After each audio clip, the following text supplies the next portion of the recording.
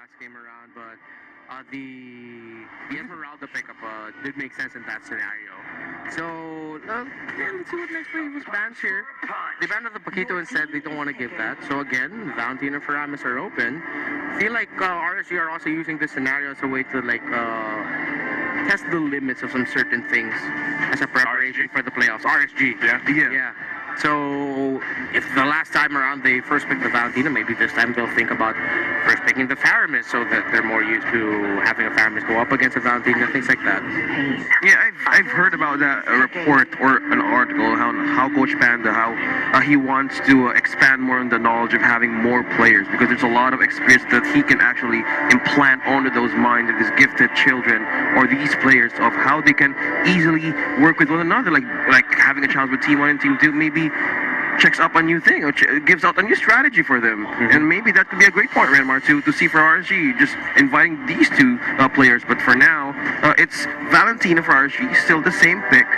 Well, next play was go the same route. The jewel is still open. But I think this is still a Balmond. Yep. Okay, Balmond, Faramis, classic pickups there. Something that we saw more in the first half of the season. Yeah. Whittled down a little bit as the season went on, but still, you got a strong pick in the jungle, considering that RSG took out the Akai. Next play, will take the Balmond right away. So RSG, let's see what they can match us with in the jungle. They might end up with something like Arena later on, or a Julian still open, but they're not even going to pick it up. It really feels like they're testing the limits because they're not instantly picking away or picking up the picks that we think are, oh, you should pick that up right now. You know, things like that. They're still protecting on what next players can see in the cards of RSG right now. It's still the same thing, only the Garage Trans on the other side, but this what limits on one option for next players and one tank to go up against this Melissa. So they either go for next lane here right now on his third pick, but there it is. There you have it. There you have the burst. So, okay, this is, so they're going to have LPzo playing the Faramis. You mentioned this earlier, LPzo. Switcheroo.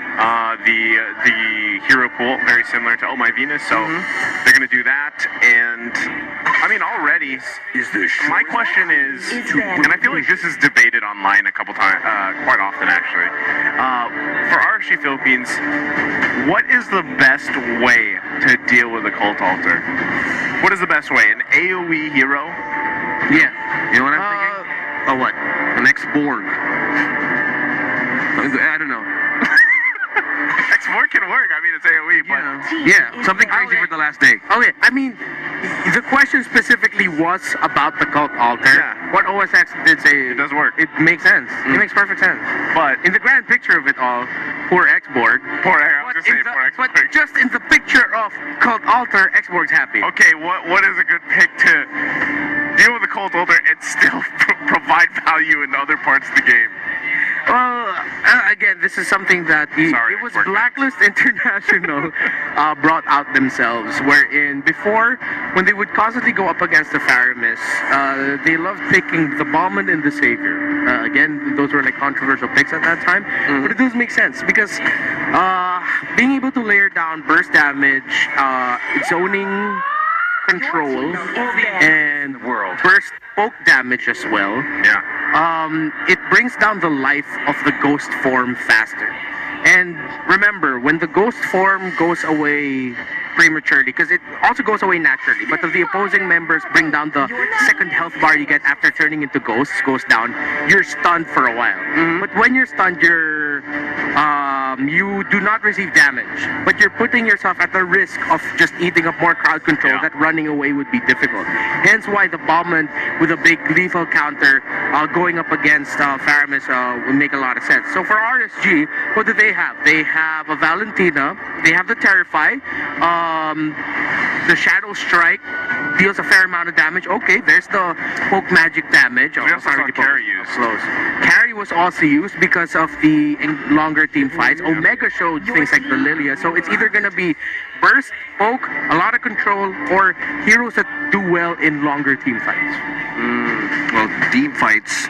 Next play, Eva's one set up a different route here. They've gone for the Clint against the Melissa. It's still a fair...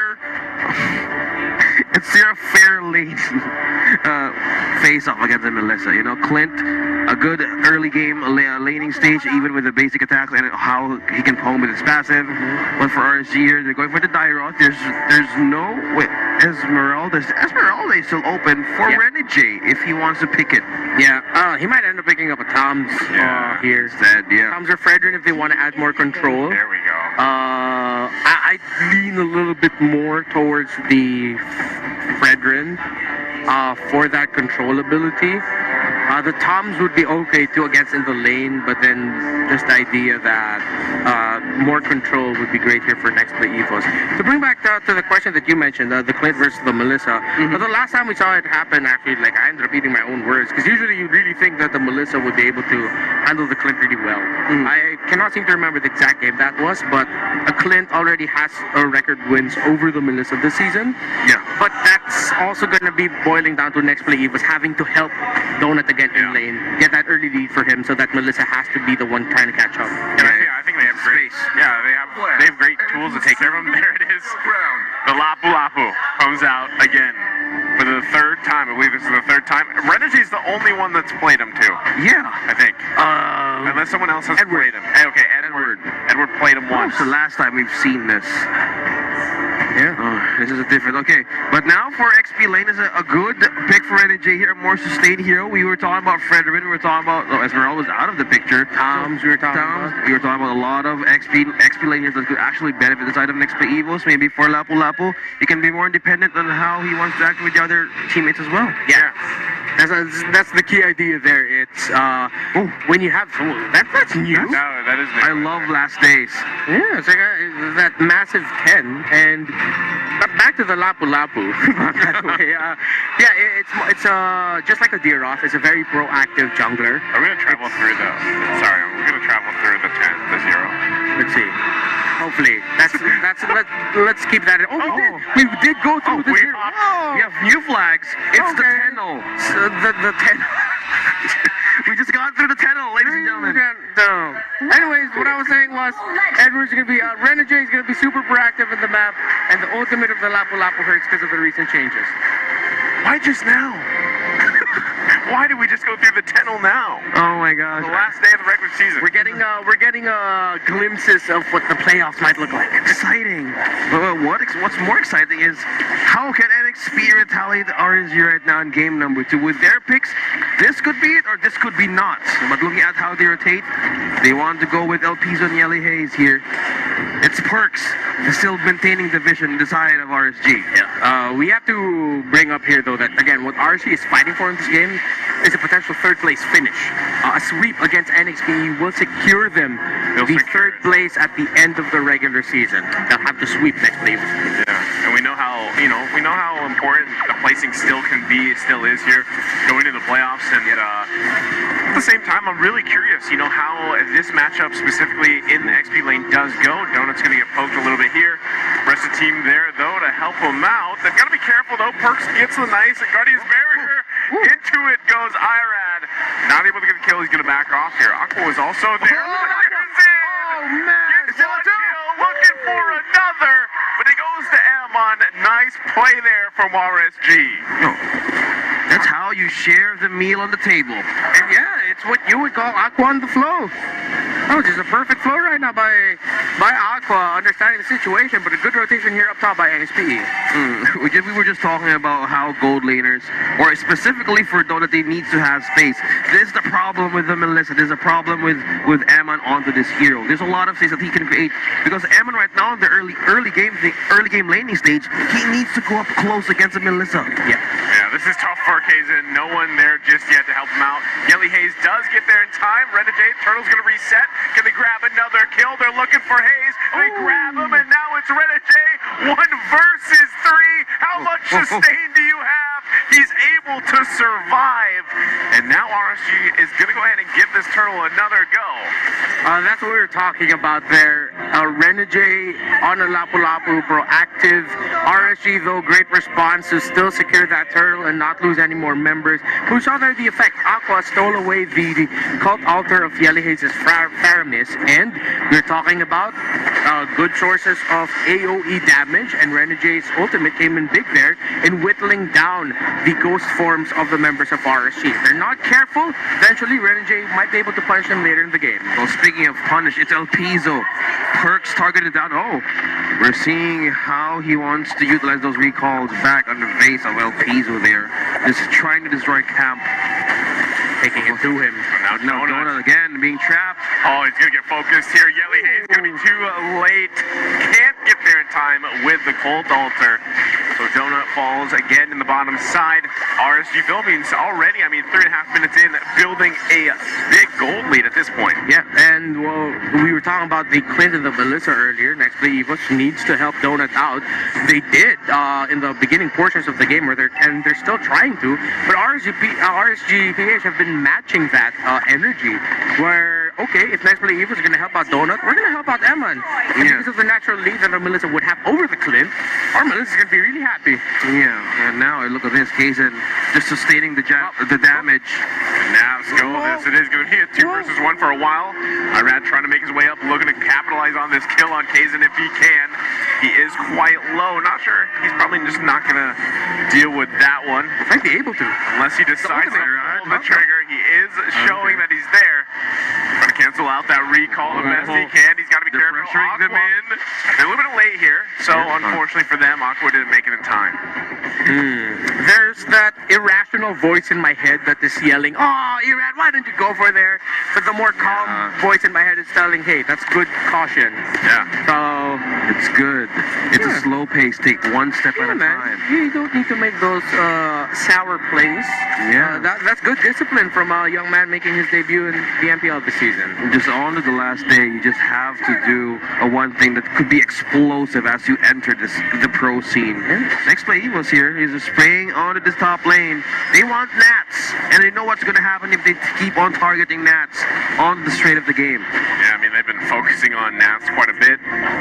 They know they're not going to get anything up there, so they just go ahead and back off.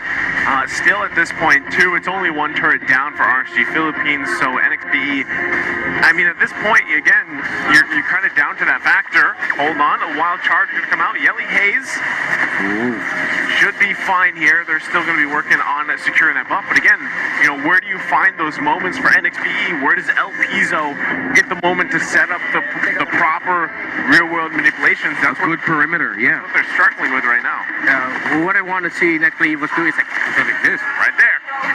That one worked. We're talking about perimeters there. Ready, Jay, just bursting his levels of HP down, being bursted by RSG. Now it's Yellowhaze, though. They do have multiple members here. Donut down the bottom side, too.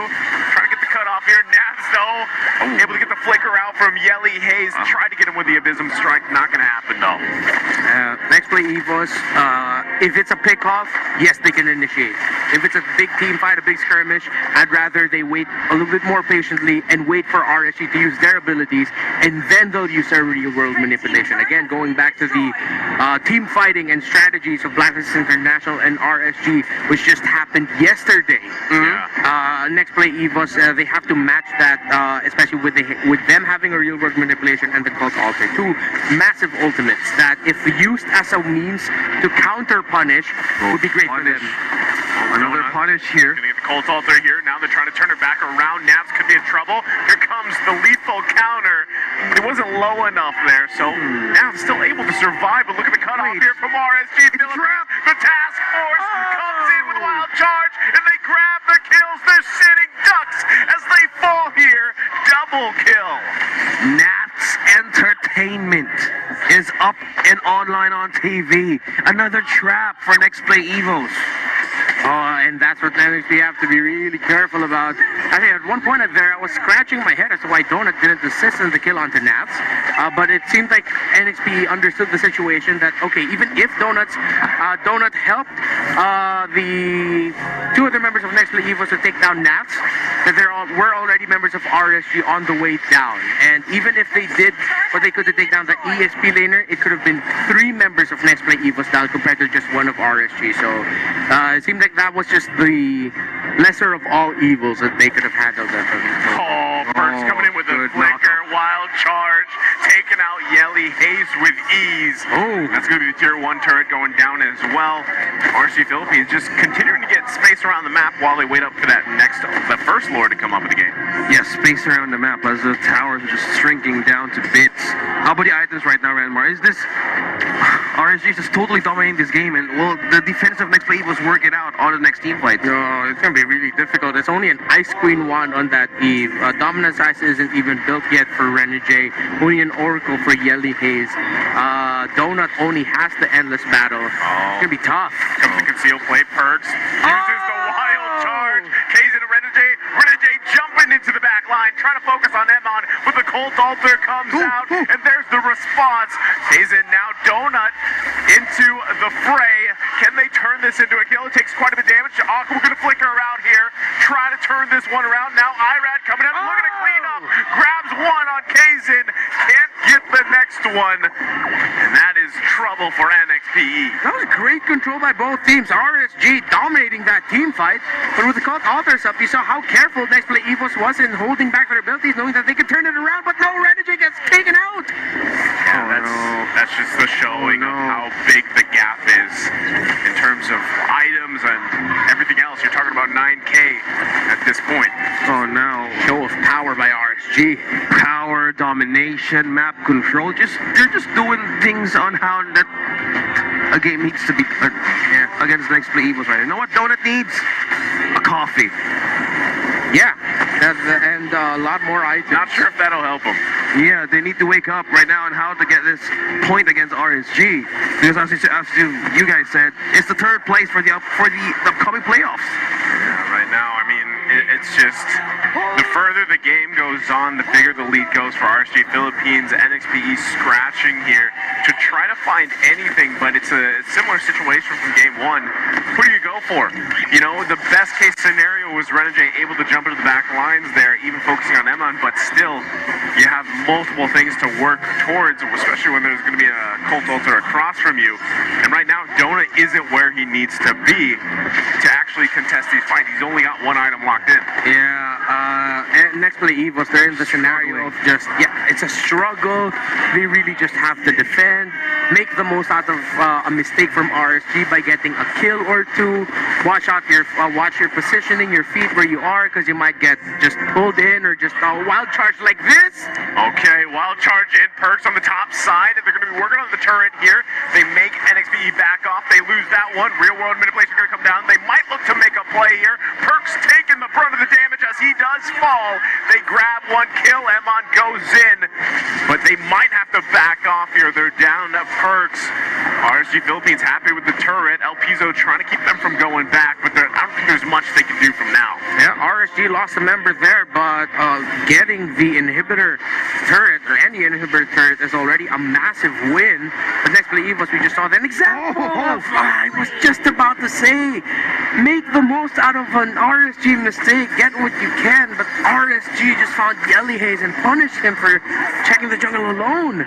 Well, if we're looking about mistakes that's going to happen aside of RSG, they have an 11k gold lead. What could Renegade possibly do that he could be a pseudo tank in the initiation? Because right now there's Perks here being a grok. There's a lot of frontline defense, a lot of initiations.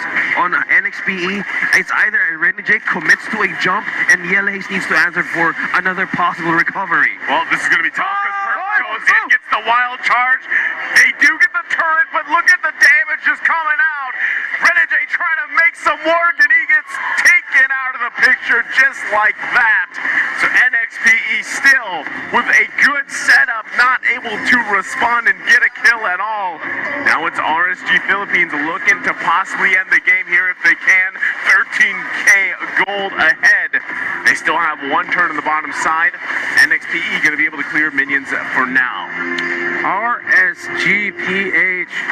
No matter what next play evos tosses at them, the RSG just keeps coming out with win after wins. 12,000 in the gold. You were asking earlier, what can Renegade do to turn this game around as the tankier frontliner with a lot of damage and of course a big crowd control ability in the Land Shaker, that massive two-handed sword stun. You saw it land. It almost helped take down Naps, but again, Next Play Evos couldn't commit to that because of the massive gold lead RSG has. It seems like Next Play Evos have been getting the opportunities to turn things around, and they could turn it around if this was a much closer game, but it's just way too far that even what looks like a counter punish, it's just RSG walking away with, okay, one loss, but we still got what we wanted. Yeah, so we're just how looking at the fact here on how RSG just managed to have this completely go ahead and take this base for themselves. But this goal lead of their advantage, this is getting done for XPE, and this is the main struggle. How can Renegade set up? Perks with the wild charge again, 2 times a charm. They're going for it. Laura's going to be worked on now. El Piso able to clear some base. El Piso now goes down. Double kill for Emon. Crystal's going to be worked on here. Member after member fallen. That's going to be an RSG Philippines taking the series. Congratulations to the